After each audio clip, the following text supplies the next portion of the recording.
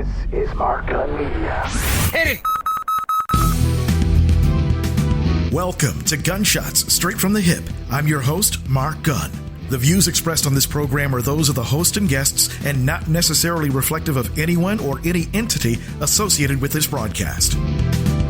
This episode, Giving Him His Roses While He's Here. My tribute to Clarence Avant. I want to personally thank everybody who has subscribed to the podcast, and remember, you can download it at markgunmedia.com, iTunes, Spotify, iHeartRadio, YouTube, Google Podcasts, envision-radio.com, or wherever you download your podcasts. I also want to thank those of you that listen from anywhere in the U.S. and around the world. Bonjour to our listeners in France. Guten Tag to those of you listening in Germany. To my friends in Ireland. Dia Huch. Apakabar, Indonesia. Konnichiwa, Japan. To my family in Nigeria. In Leo. Hello to my neighbors to the north in Canada. Hello, Bangladesh. Hola to my friends in Brazil. G'day in Australia. And hello to those of you listening in the UK. We would love to hear from you, and you can reach out to us by going to our website at markgunmedia.com or through envision-radio.com. If you're an advertiser, one of the most important things about getting your message out is actually standing out from the rest of the crowd. If you're listening to this program right now, this is where you'd hear your commercial. As an exclusive sponsor of Gunshots Straight from the Hip, your commercial is professionally produced and gets a longer shelf life based on your needs. Gunshots Straight from the Hip is a unique and compelling program unlike anything else in the marketplace. Episodes are available for download on iTunes, TuneIn, and markgunmedia.com. And depending on how you tailor your message, the potential for new and repeat customers is that much greater. Best of all, it's extremely cost-effective. If you'd like more information on how you can be a sponsor of this broadcast, call Mark Gunn Media, Inc. at 502-407-0283. That's 502-407-0283. Or log on to markgunmedia.com. For downloads of this and past episodes and information about all the multimedia services we offer, log on to our website at www.markgunmedia.com. That's markgunmedia.com. The average person may not know the name Clarence Avant, but a lot of us in the media and music industry sure do. I'm doing this particular episode because Mr. Avant has been a mentor to me throughout my radio career. And I'm proud to say that my mentor was just inducted to the 2021 Rock and Roll Hall of Fame. Ahmet Ertegun, the founder of Atlantic Records and the Rock and Roll Hall of Fame, was the son of a Turkish diplomat. He created the Atlantic Records label in 1947 with $10,000 borrowed from the family dentist. From a two-room hotel suite in New York, he and his partners brought us rhythm and blues as we know it, discovering and nurturing such talents as Ray Charles, Ruth Brown, Big Joe Turner, Clyde McFadden, and Ben E. King. Over the next 5 decades, the Atlantic label went on to sign some of the greatest legends in music: Aretha Franklin, Otis Redding, John Coltrane, Led Zeppelin, Crosby, Stills and Nash, and the Rolling Stones. Ahmet was a cat man. I mean, he was a cat that had the feeling for the music. It's my honor tonight to tell you that the Rock and Roll Hall of Fame main exhibition hall will be named after you and be called the Ahmet M. Ertegun Exhibition Hall. That is the honor that Clarence Avant is being given, with the Rock and Roll Hall of Fame ceremonies that will take place in Cleveland on October 30th. If you're into any kind of entertainment, music, TV, movies, sports, chances are that you felt his influence, even if you never knew it. Clarence Avant was born on February 25th, 1931, in a small town in North Carolina. He went to school through his junior years in a one-room classroom before attending James B. Dudley High School in North Carolina.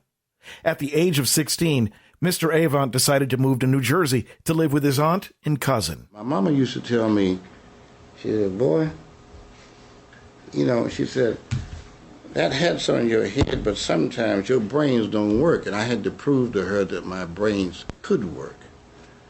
And I education, no. I had to, there were 8 of us, and I was the oldest. Now, Quincy, don't you tell them what I did now. I learned how to survive. And when I left home,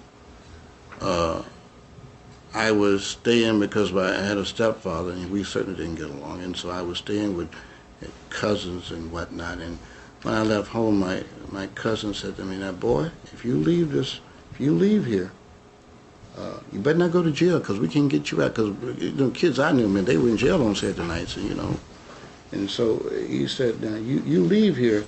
We ain't telling you to leave, but if you go to jail, we ain't got no money." And I made up my mind that I wasn't going to jail because nobody didn't pay you.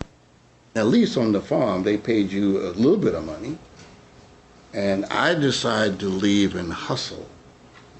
That might be a wrong word for you people, but I learned how to survive. That's the key word in my life, is how do you survive without going to jail and without stealing something from somebody. That's when his storied career began.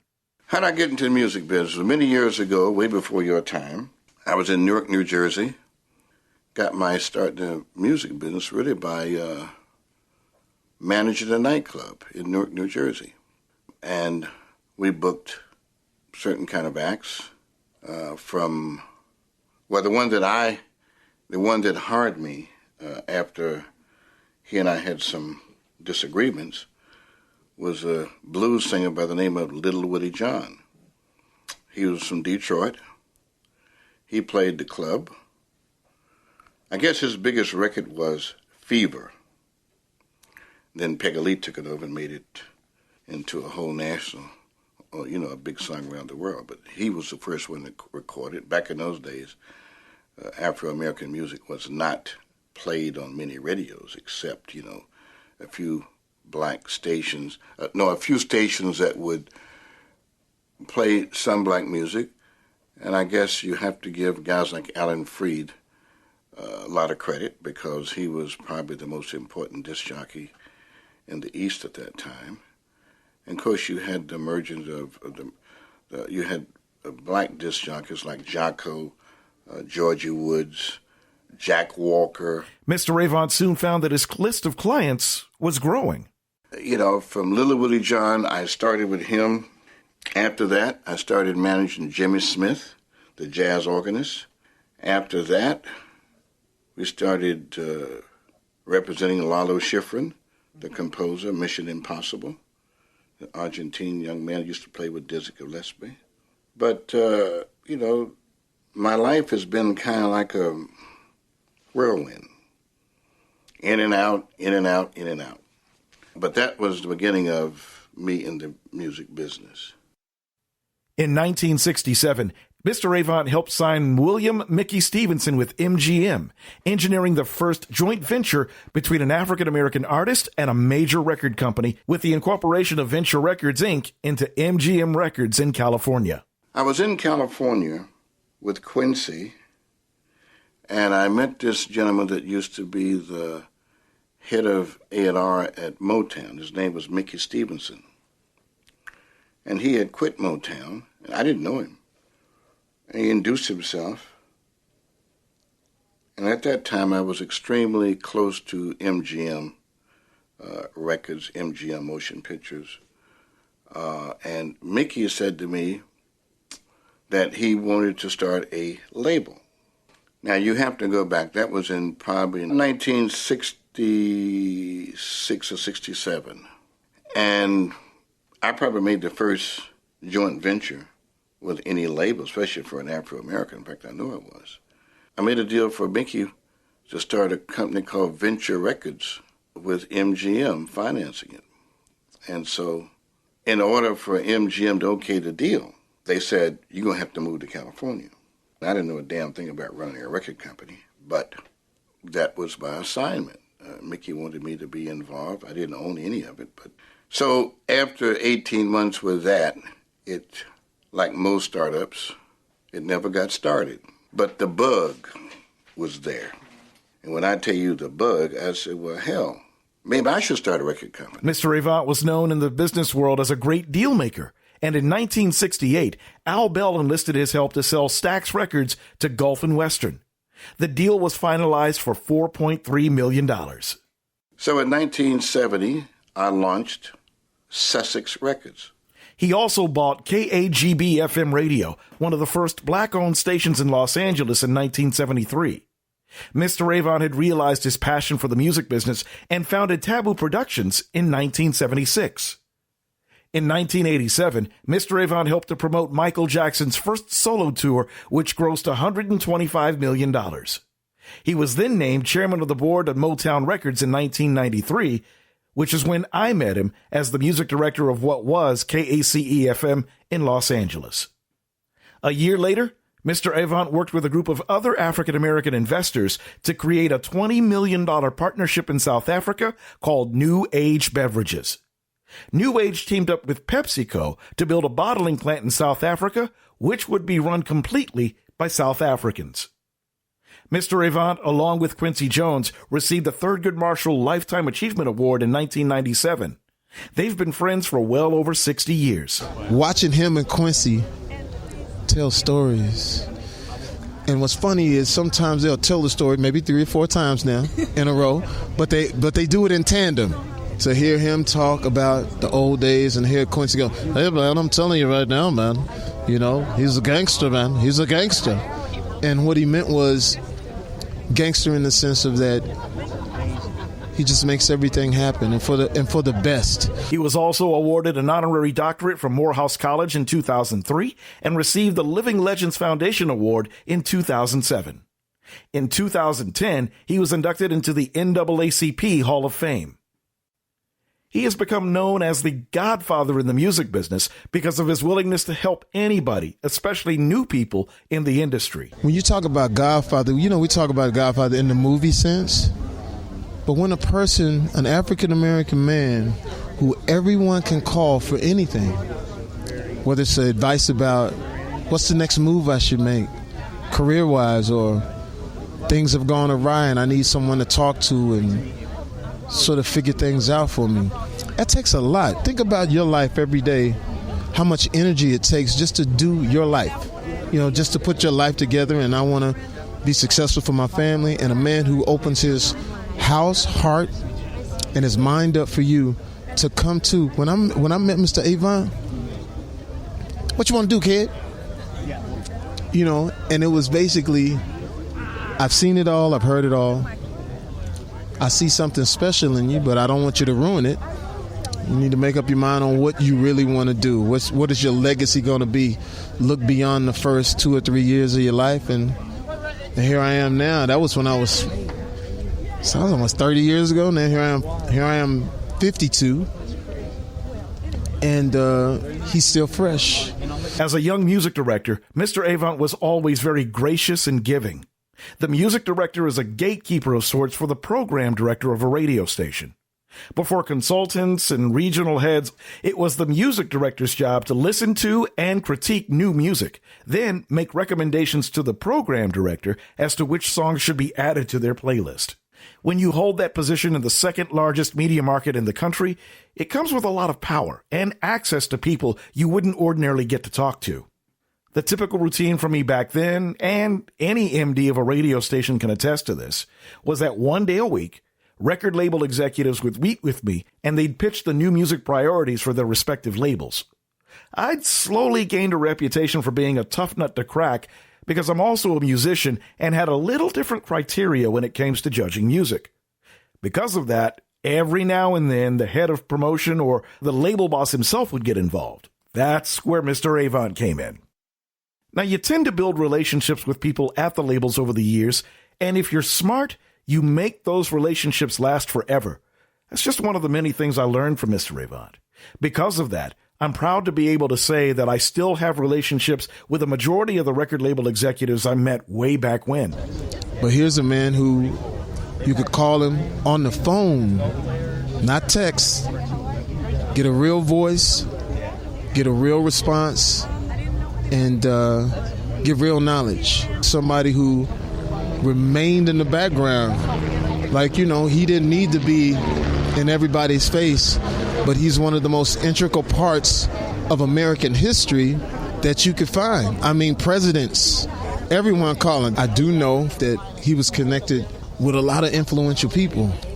And you know how it was back in that time when he first started out with music, what you had to do and how sometimes how dirty it could be or how different it could be. He was able to navigate and still, like I said, be able to lend a helping hand to people.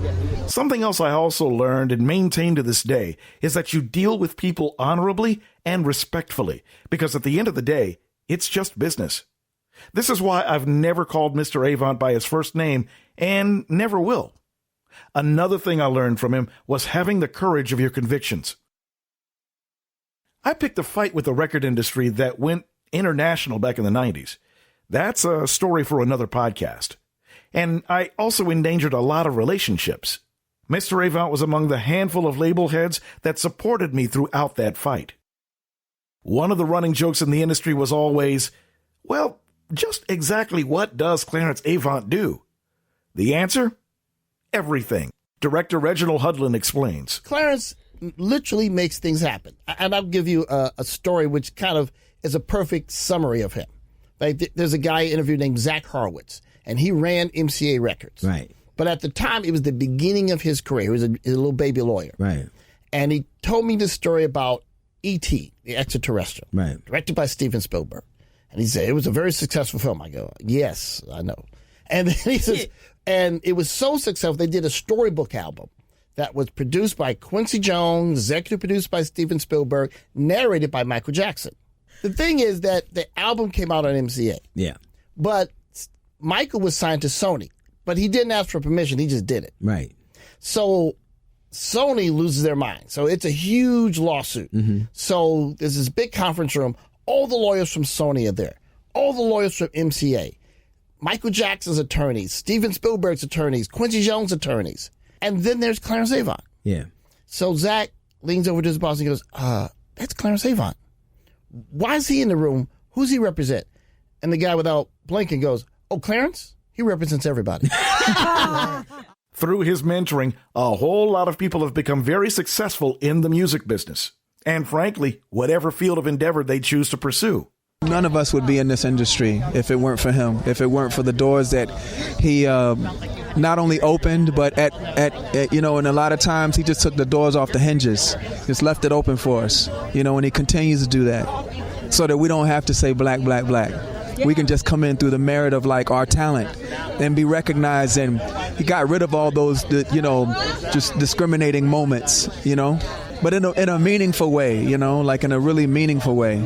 It's everything that he's ever done has had integrity, and that halo effect has just been great for all of us. Clarence Avant is a man that makes things happen. That will be the one thing you hear about him more often than anything else. Well, that and his sometimes colorful use of language.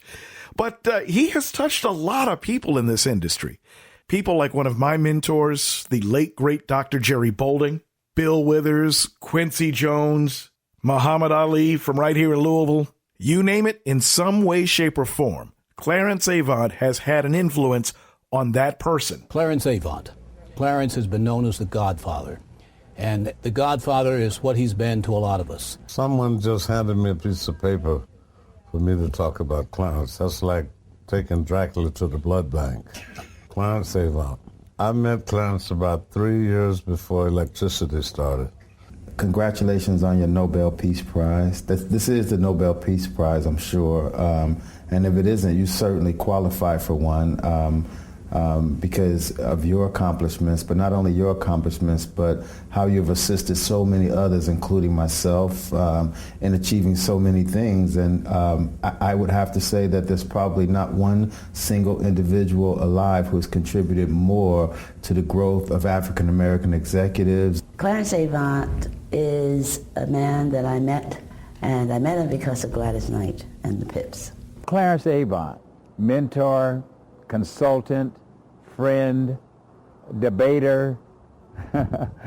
I guess I could just go on and on and on about Clarence Avant and what he has meant to my life and to my career. Clarence is a guy who, you know, he kind of stays behind the scenes and likes to work behind the scenes and do his things without being involved and being in the spotlight. Mr. Avant has always been a model of consistency and persistence. There aren't too many people in this industry that would ever say no to him. His basic criteria is very simple: helping black people and making sure that the people he helps help black people. And with that kind of combination, it's hard to go wrong. I don't know if you guys know it, but Clarence also advises a lot of non-African American executives, but he doesn't really want you to know about that because he's such a proud black man. But Clarence, your contributions are unequaled in our industry. I remember when Clarence first connected with me, and I was in radio in New York, and he gave me some advice that I never forgot. What he said was, Jerry, once you're sure that you're right, don't change your mind. I haven't, he hasn't. And for those many years, Clarence has helped tremendously everybody in the radio and music industry whose lives he's touched. The contributions, Clarence, you've made to this industry, you are well aware of it because it comes from the bottom, the deepest part of your soul, you know that, both from behind the front lines and behind the lines. You are there for everybody. I've got three or four people lined up to come and borrow some money from you. Oprah's coming to borrow some money from you. Warren Buffett and that other billionaire's coming over. You are the most generous, giving human being that I've ever met in my life, Clarence. Clarence is sort of the Renaissance guy. He knows so much. He's affected so many lives. He's been in the music industry, one of the icons and probably one of the great guiding forces for so many executives and artists and musicians and writers. Your dedication to artist rights and human rights is second to none, and it's been a real inspiration to me and to the entire industry, Clarence. I consider you my advisor, my mentor, and friend. All I can say is if God found a better friend for anybody in the world, I feel so blessed, you know. God must have kept him for himself, you know. I treasure you as I do my own life, man, and I love you from the bottom of my heart. And nobody deserves this award more than you do. And I don't want to hear no funny talk. I love you. There's a brilliant documentary on Netflix that takes an in-depth look at the life of Clarence Avant. It's called The Black Godfather. I highly recommend you checking it out. His name kept coming up. Who is this guy that I keep hearing about? He wasn't there, but he was right there. The record business, Hollywood, civil rights, anything that had to do with the rights of people. That told you everything you needed to know about him. He was fearless, man. Absolutely fearless. We needed to know him because he was the gatekeeper. He knew everyone. Everybody. Oh, man, he was too fly. One day after another, he became a powerhouse. There's the power that needs the spotlight, but there's also the power behind the scenes. The guy's a rock in every way. Agent, manager, orchestrator. This mysterious figure everybody respected. You only find one of those people. I'm like, how was this guy doing it? Sometimes I say to myself, how in the did I get involved with all this? I don't let nothing get in my way about anything that I want to do. Clarence was an African-American man in Hollywood, defying what Hollywood was supposed to be. Black people are going to move forward. No matter what business he was in, he never wavered from his purpose. Seeing that things were fair. He said, would you like any help putting MCA into the black music business? I said, yes. He says, well, that's good, because I'm going to tell you what to do anyway. I would hear about people that were in very serious situations when it came to life. And they would say, the only person that can help you with this is Clarence Avant. Clarence is the bridge from a time where there was no opportunity to a time where doors began to open. My brother! He understands the bigger that we are together, the bigger we will be as a culture.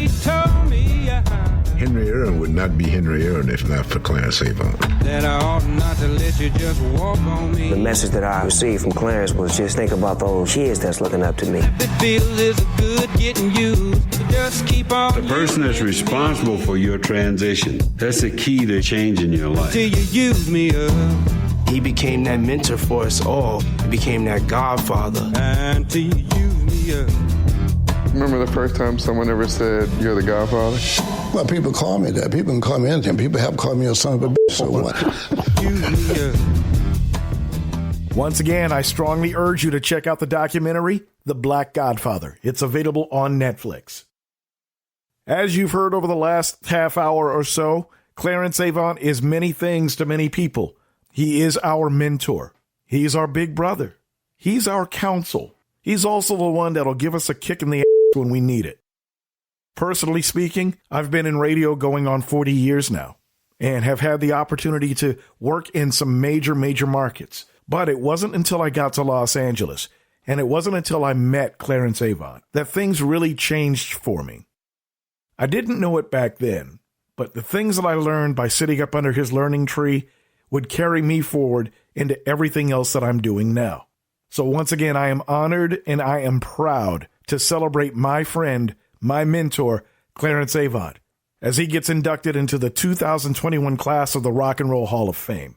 Mr. Avant, you may never hear this podcast, but I just have to say with the most humility and heartfelt gratitude, thank you. Thank you for the contributions you've made to my professional life, and thank you for the contributions you've made to African American culture. The honor you'll receive on the 30th is a small token of what you truly deserve. You've been listening to Gunshots Straight from the Hip. The views expressed are those of the host and guests and not reflective of any business entity or anyone associated with this broadcast. If you have any comments or want more information on how to be a sponsor, log on to our website at markgunmedia.com or call us at 502-407-0283. That's 502-407-0283. Thank you for listening. Mark Gun Media. No hype, no hoopla, just damn good work.